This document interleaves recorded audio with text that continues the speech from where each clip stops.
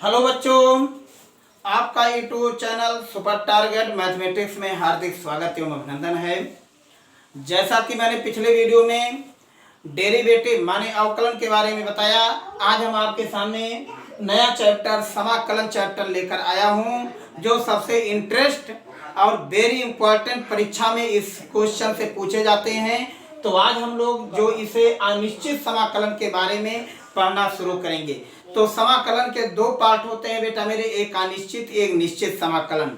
तो मतलब वह भी इसके बारे में हम लोग ध्यान से देखते हैं कि वह सभी फलन जिनसे हमें एक फलन उनके अवकलज प्राप्त रूप में प्राप्त हुआ। जैसे हम लोग अवकलन ज्ञात किए, अवकलन में implicit function, logarithmic function, invertible function और पैरामेट्रिक फंक्शन और प्लस चेन रूल के बारे में हम लोग अध्ययन कर चुके। अब यदि मैं इस फलन के प्रति अवकलज एंटी डेरिवेटिव या पूर्वंग प्रिमिटिव कहते हैं, इस फलन को अनिश्चित समाकलन कहते हैं। इसे इसे इसे F of X D X equal to G X मान लीजिए, इसका कोई वैल्यू होता है जहाँ सी आपका एक क्या होता है, एक अचर पद होता है। तो बेटा मेरे हमें इस वैल्यू का ज्ञात करना होता है। इस सारे फलन को हम लोग क्या कहते हैं, अनिश्चित समाकलन कहते हैं, माने प्रति अवकलज को अनिश्चित समाकलन कहते हैं, मतलब एंटी डेरिवेटिव को ही इंटीग्रल कहते हैं। ठीक, तो आज हम लोग इस वीडियो में इसके कुछ फार्मूले देखेंगे, अवकलज और समाकलन के दोनों एक साथ फार्मूले हम लोग देखते हैं। यहां से देखते हैं समाकलन आपके सामने प्रगति पर क्लास 12th का। अब यहां से बेटा मेरे अवकलन और यहां से आपके इंटीग्रल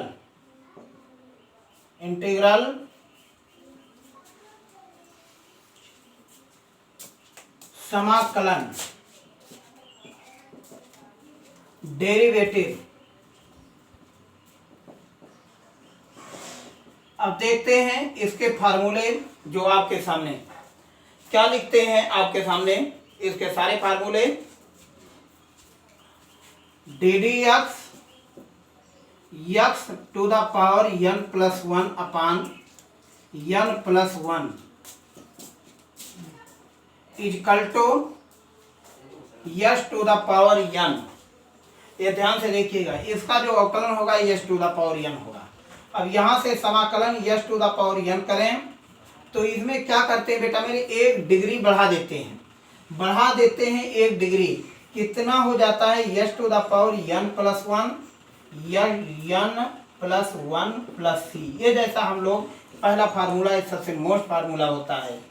दूसरी बात आपके सामने यहीं से हम लोग अब आपके सामने लिखते हैं डी डी एक्स यहाँ से सॉरी डी डी एक्स इसकी वैल्यू 1 होती है और यहाँ से डी एक्स की वैल्यू x होती है, x प्लस सी। अब यहाँ से देखिए बच्चों मेरे, अब यहीं से हम लोग क्या लिखते हैं, साइन एक्स की वैल्यू माइनस कॉस एक्स होता है डी एक्स। अब जब यदि हम लोग इंटीग्रल डिफरेंशियल देखते हैं, डिफरेंशियल कॉस एक्स के माइनस साइन एक्स होता है। और जब इसी को माने पूर्व एंटी डेरिवेटिव करते हैं तो एंटी डेरिवेटिव आपका समाकलन का रूप धारण ले लेता है। ठीक, नेक्स्ट आपके सामने इसी से कॉस एक्स का साइन एक्स होता है। क्यों साइन एक्स होता है, देखिए प्लस, क्योंकि इसका डेरिवेटिव साइन का डेरिवेटिव क्या होता है, कॉस एक्स होता है, लेकिन एंटी डेरिवेटिव जो होता है वो आपका साइन एक्स होता है। ठीक, तो अब यहीं से बच्चों मेरे आपके सामने D D X tan X का होता है सेक स्क्वायर एक्स, लेकिन इंटीग्रल में आपके सामने sec square X D X value कितना हो जाएगा, टेन एक्स प्लस सी, यहाँ पर प्लस सी होगा। ओके, तो इस तरीके से आपके सामने फार्मूला देखिए।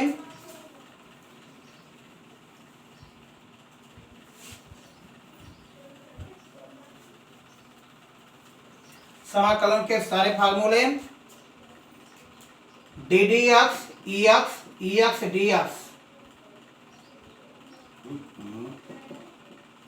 बराबर e x d D x cot x काट यक्स के minus cosec square x d d x sec x का sec x tan x d d x cosec x का होता है minus cosec x cot x और आपके सामने D d x log x के वैल्यू होता है 1/x।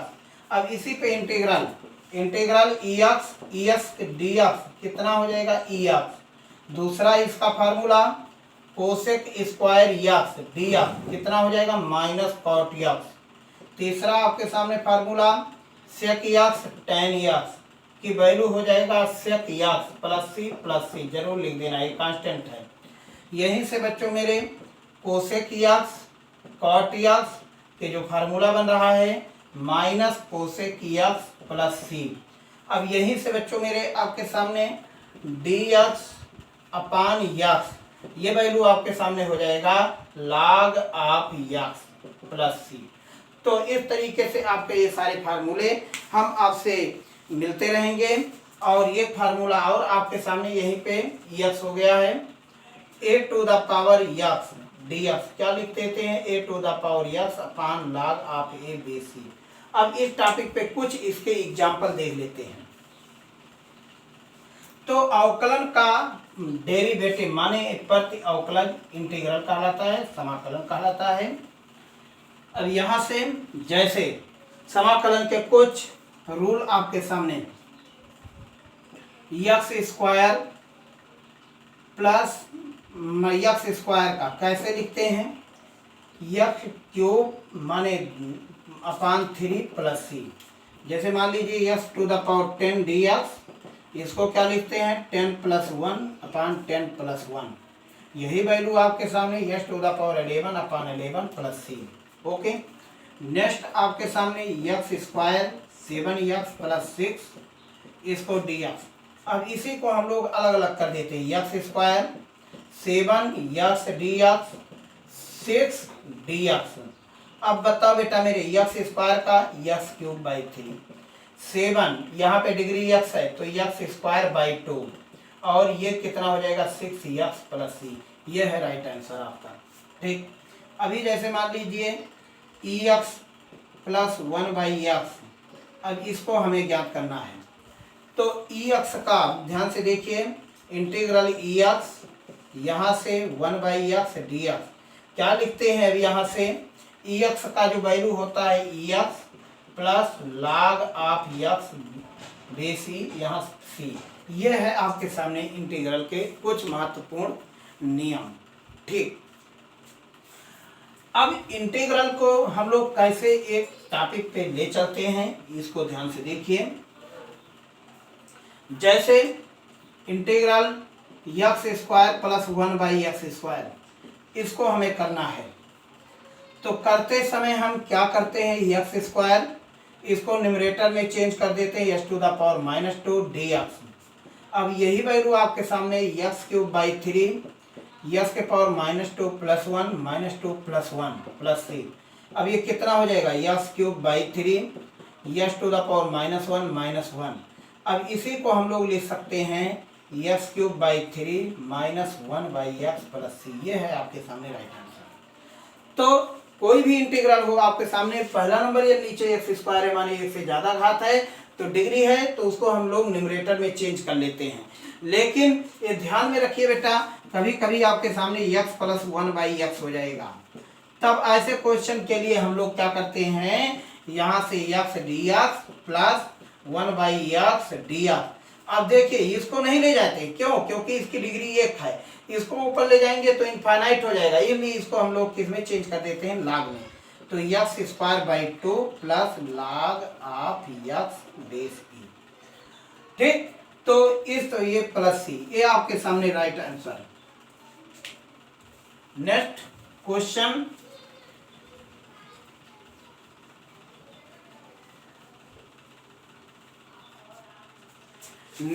आपके सामने इसी पे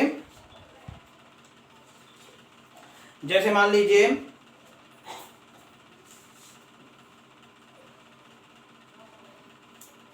cube root X square D X.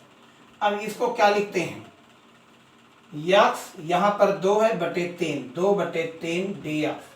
अब इसको लिखते हैं 2/3 + 1, 2/3 + 1 प्लस सी। अब बेटा ये 3 2 5 यस टू द पावर 5/3 अपान 5/3 प्लस सी, ये 3 ऊपर चला जाएगा, 3/5 S to the power 5/3 plus सी। ये है आपके सामने राइट आंसर। ओके, तो इसी टॉपिक के साथ आपको नेक्स्ट टॉपिक पे फिर यहीं से हम आगे बढ़ा रहे हैं। क्या लिखते हैं यहाँ से, एक टॉपिक और बच्चों मेरे, इसे ध्यान में रखिए। जैसे मैंने आपको डिफरेंशियल में बताया ई log of base E F x, इसकी जो वैल्यू होती है एफ एक्स होता है। ये आपके टॉपिक ध्यान में रखना होगा, क्योंकि अब इसी टॉपिक पे आपके सामने इंटीग्रल आ रहा है, जो ये क्वेश्चन आपके सामने आईआईटी में भी पूछा जा चुका है। अब देखिए integral 5 IIT integral e to the power 3 log of mod x upon में x dx। अब देखिए ऐसे क्वेश्चन आपके सामने आते हैं, तो लॉगरिथमिक का बेस हमेशा बेटा मेरे e होता है। इसको क्या लिखते हैं, ये ऊपर चला जाएगा, तो e to the power log of x cube base e upon x dx। अब ये दोनों सेम हो गए, इसलिए यहाँ से x क्यूब हो जाएगा, तो x क्यूब अपान x dx।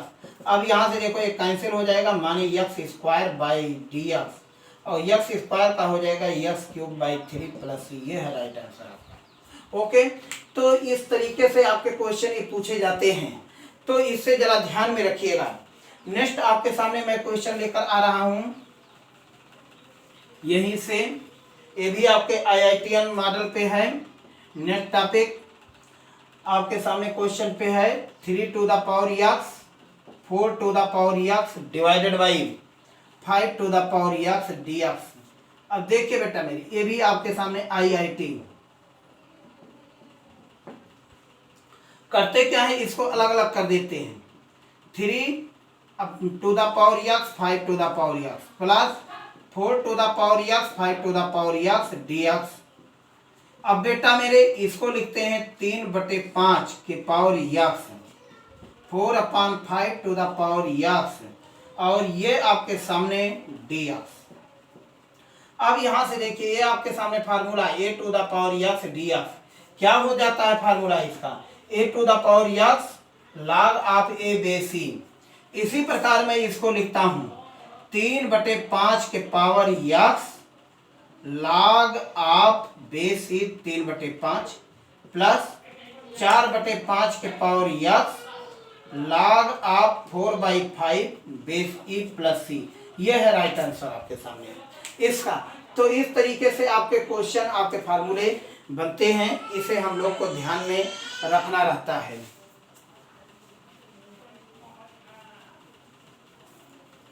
नेक्स्ट क्वेश्चन, यहां से 8वां question 3s to the power 4 2s to the power 5 minus 5x 3/x 3e to the power x plus 1 dx। अब देखिए ये सब टॉपिक है आपके सामने। अब ऐसे क्वेश्चन के लिए हम लोग लिखते हैं 3s to the power 4 minus 2।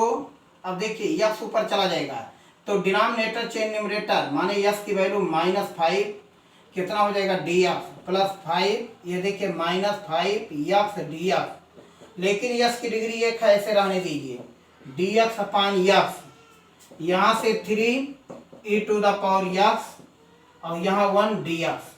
तो देखिए बच्चों यहाँ पर 3s to the power 5/5 2s to the power -5 plus 1 -5 plus 1, और ये कितना हो जाएगा 5x²/2 3 log x plus 3e to the power x plus c।